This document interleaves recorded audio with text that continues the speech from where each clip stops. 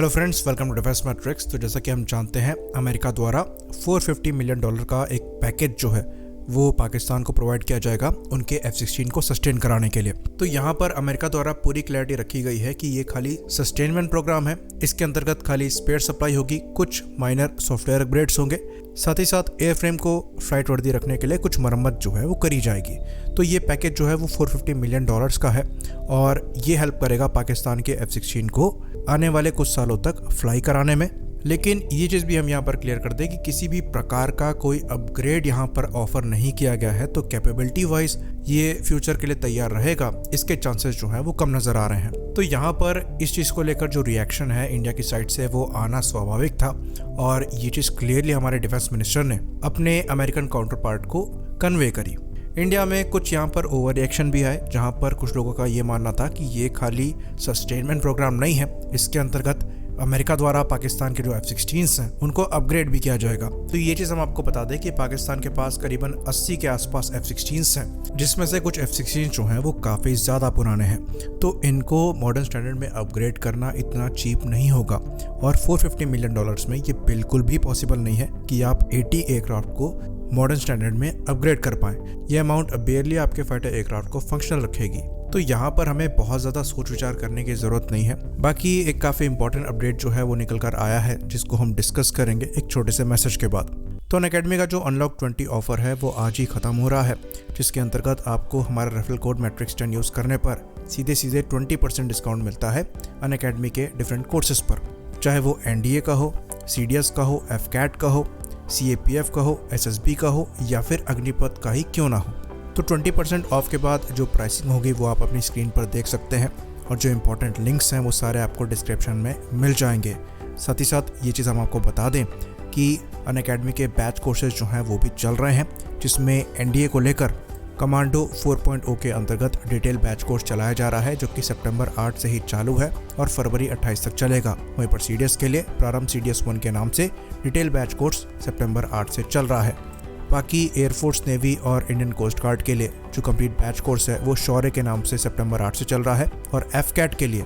M FCAT के नाम से जो बैच कोर्स है वो सितंबर 8 से चलाया जा रहा है। तो जितने भी ज़रूरी लिंक्स हैं आपको वो डिस्क्रिप्शन में मिल जाएंगे। ये समय बहुत अच्छा है, 20% आपको सीधे डिस्काउंट मिल जाएगा इनके बैच कोर्सेज में। आज लास्ट डेट है, मौके का फ़ायदा उठाइए और अपने हिसाब से बैच कोर्स यहाँ पर चूज़ करिए। तो जैसा कि हमने डिस्कस किया, अमेरिका द्वारा पाकिस्तान को $450 मिलियन का F-16 सस्टेनमेंट पैकेज जो है वो प्रोवाइड कराया जा रहा है, जिसके लिए पाकिस्तान को पे करना पड़ेगा और इसकी वजह से पाकिस्तान के जो F-16 हैं वो फ्लाई कर पाएंगे आने वाले समय में। तो इस चीज़ का विरोध जो है वो इंडिया द्वारा किया गया और हमारे रक्षा मंत्री द्वारा इस बात को अपने अमेरिकन काउंटर पार्ट के सामने रखी गई। तो इस मीटिंग के बाद कुछ और इम्पॉर्टेंट चीज़ें जो है वो निकल कर आई और हमारे रक्षा मंत्री द्वारा ये अनाउंस किया गया कि अमेरिका ने इंडिया को काफ़ी क्रिटिकल टेक्नोलॉजी देने का प्रॉमिस किया है, जिसको वो अभी रिवील नहीं करेंगे, वो चीज़ समय आने पर पता लगेगी। और जब से ये अनाउंसमेंट हुई है तब से इस चीज़ को लेकर सस्पेंस बन गया है कि ये किस तरह की क्रिटिकल टेक्नोलॉजी हो सकती है जो कि अमेरिका द्वारा इंडिया को प्रोवाइड कराई जाएगी। तो ऐसे कई सेक्टर हैं जहाँ पर हमें कुछ की टेक्नोलॉजीज़ की रिक्वायरमेंट है,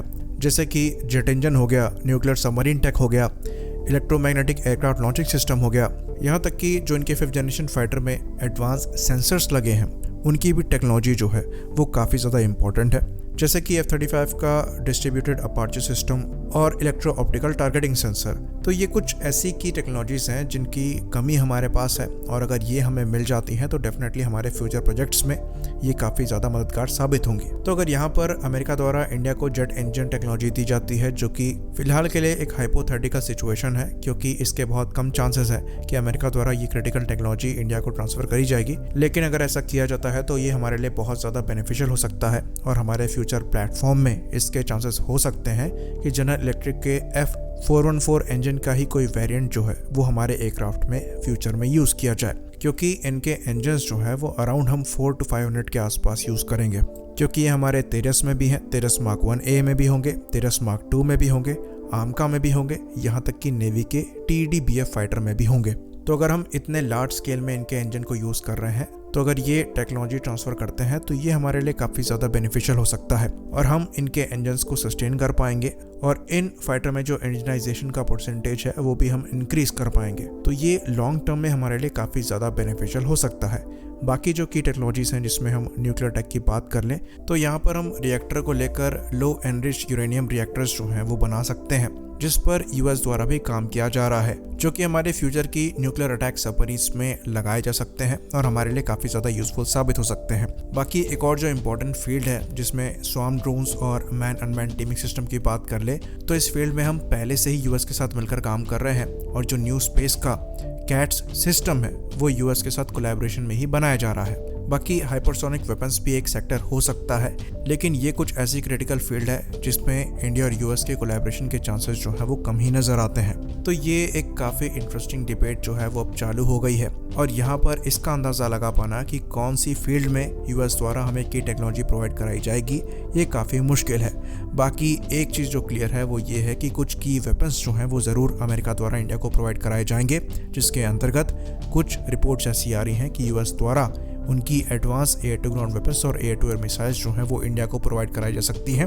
FA-18 सुपर हॉर्नेट ब्लॉक 3 के साथ, जिसके अंतर्गत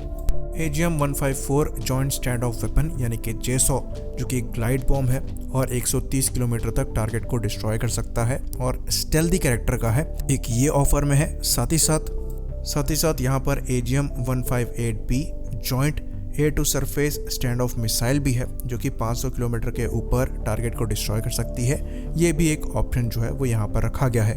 बाकी एयर टू एयर मिसाइल की बात करें तो AMRAAM का जो D वेरिएंट है वो तो ऑफर में है ही। बाकी इसकी भी पॉसिबिलिटी एग्जिस्ट करेगी कि अमेरिका द्वारा AIM-260 JATM यानी कि जॉइंट एडवांस टैक्टिकल मिसाइल भी इंडिया को ऑफर करी जाए, जो कि 200 किलोमीटर की रेंज में टारगेट को डिस्ट्रॉय करने की कैपेबिलिटी के साथ आएगी और मैक 6 की स्पीड को मेंटेन करने में सक्षम होगी। तो यहाँ पर हम ये चीज़ देख सकते हैं कि पाकिस्तान के कंपैरिजन में यूएस द्वारा इंडिया को क्या क्या ऑफर किया जा रहा है, तो डेफिनेटली वो यहाँ पर कोई रीजनल बैलेंस बनाने के मूड में नहीं है, जैसा कि पाकिस्तान को F-16 ऑफर करते समय अमेरिका द्वारा क्लेम किया गया था। बाकी यहाँ पर आप लोगों की क्या राय है, आपको क्या लगता है कि किस तरह की टेक्नोलॉजी जो है वो अमेरिका द्वारा इंडिया को ऑफर करी जा रही होगी? आप कमेंट सेक्शन में अपने ओपिनियन जो है वो मेंशन कर सकते हैं। आई होप इन्फॉर्मेशन यहाँ पर क्लियर हो। इसी बात पर हम इस वीडियो को ख़त्म करेंगे। लाइक करिए, सब्सक्राइब करिए। जय हिंद।